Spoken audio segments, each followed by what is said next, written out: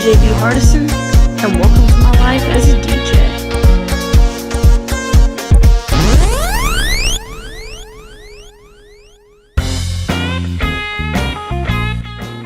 So, New York City came about because Tyler Lane, I did a music video with Tyler Lane and his family. He's an upcoming artist in Chesapeake, Virginia. He's 17 years old.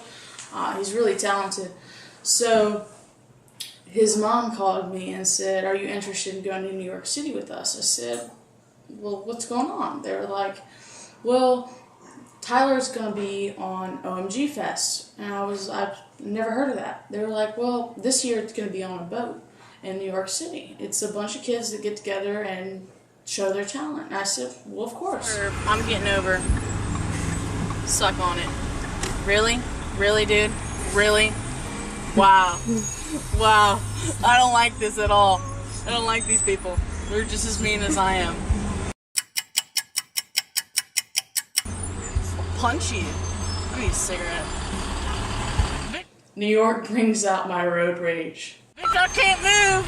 I'm not easy fast, clearly. Oh, oh my sweet God. Somebody better let me the fuck over. That morning we had to go from our hotel to Tyler's hotel because we figured it would be smarter to ride together instead of in two separate cabs. So we left the hotel, and as I was pushing my stuff, I started to realize, this is heavier than normal. And then the dolly started to lean towards the street, and I was wondering what was going on. I had all the same equipment that I normally had, and then I looked down at the tires, and I saw the left one, and the left one was fine. I saw the right one, and of course the right one was flat. So I had to push a dolly that didn't even work properly about 7 to 10 blocks because I got lost. I didn't know where I was going at that point.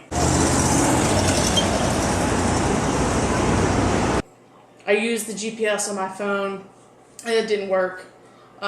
So I ended up having to call Tyler and ask him where the hotel was. Hey, I'm on fire. So I finally get to the hotel. I see Tyler. I had all this equipment with me, and Tyler had his guitar, and everybody was trying to pack into one cab. Well, not everybody could fit in one cab with all that equipment, with DJ gear and guitars and keyboards, so Tyler had to get his own cab. And I was under the impression that we were going to ride together, but it's New York City for you. So I finally am walking to the yacht. We get onto the yacht, and the boat is just enormous. It was beautiful. So after all the artists got done with their sound checks, the sound guy told me I was ready. I just don't accept that. Please don't stop the music. Not if you want it louder in your monitor up there? Oh, it's probably good, right? Up here it's good. That's good, right? I don't know how it is down there. Yeah, we're just pump it out here. Pump it.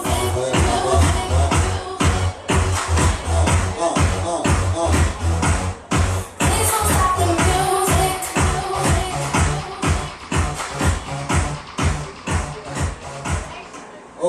Oh, you asked me please not to stop the music, okay. You want me to turn all the way down? Oh, okay. You stop the music. Guitar man. Rock it out, baby. Rock it out. I started DJing. It was about 5 minutes in, and that had a monitor right beside me on the floor, and the thing was just booming. So I was pretty hyped, and I saw a couple groups of kids. There's probably about 3 groups of 10 come in, and I was just like, it is about to go down.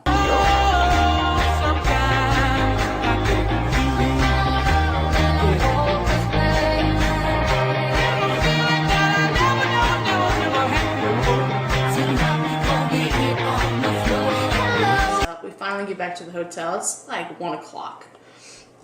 So I put all my stuff in the room, and I'm just so tired. I just want to pass out.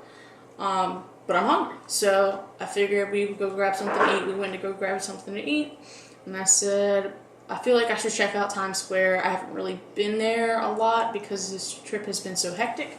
So we went to Times Square, and I noticed there was a girl on Skype. And, you know, she was just sitting by herself on the side of the street. She was Skyping with some dude. I'm sure it was her boyfriend or whatever. So the way she was sitting, it was facing Times Square. And I looked over, and I could see him, but he couldn't see me. So I went up behind her, and I bent down, and she turned it, because she could see my leg in the background, but she turned it just enough for him to see me. So it was like, she thought it was funny as well. And I was just like, ah. And she started laughing. She didn't even turn around or say, get out of my picture or anything like that. She thought it was hilarious. And then I could hear the guy on the other end. He was laughing. So that was pretty funny to me. But this time, all the bars were letting out. So I'm in the middle of Times Square sitting at a table. And all of a sudden, I hear and I see this dude beside me picking up a chair and doing all crazy stuff. I didn't know if he was drunk or if he was just crazy or if he was on something. I don't know. It's beyond me. But then out of nowhere, he just went up to this stranger. Didn't even know him. He said, "You live in a cow house?" And I'm sitting here thinking, can anyone tell me what a cow house is? Because if you can, I would really appreciate it, and that would just make my day, because I don't even know what a cow house is. Yeah, where the cows at? I was just like, dude, you're weird. That's just weird. I don't even know what to say. And I've always been interested in music. And then I've always been the kid who showed you the song before it came out. And I realized that I had a knack for that. And I also always knew what the hottest song was. I always knew. So I guess I just put two and two together, and I was like, you know, I'm so interested in music. It didn't matter what the song was, whether it was acoustic, whether it was pop, whether it was rock. I always knew what the hottest song was going to be within the next 3 months. And I took that, and I realized this is something that I would be good at, whether, I mean, obviously I couldn't produce or say, hey, I own this song, so I wanted to give people the opportunity to listen to something before it came out 3 months ahead of time. So then I realized that I should become a DJ. And the first time that I ever DJ'd in a club, they loved me. And it was shocking because the whole time that I've been DJing, I don't think that I was appreciated.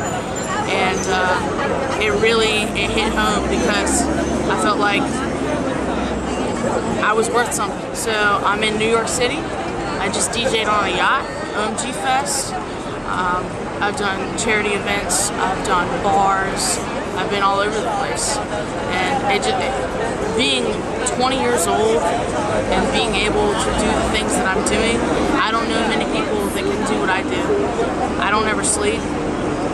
All I do is download. All I do is mix. This is my life.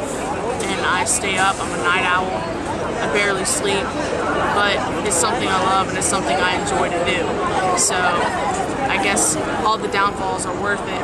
But there is one downfall that really does suck, and that's in this business, when it comes to relationships and, you know, being with somebody, it doesn't work out because all the people that want to be with you don't really want you for you.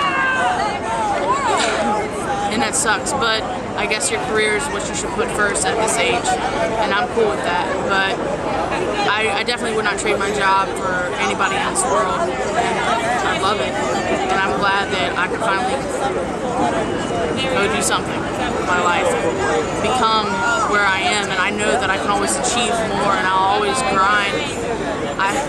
One day you never know where I could be, but I'm happy to be where I am today. This girl just texted me as I'm sitting in Times Square right now. He wants me to open the door to my house. But I'm not even home. This is first world DJ problems right here. Wow, that's ridiculous.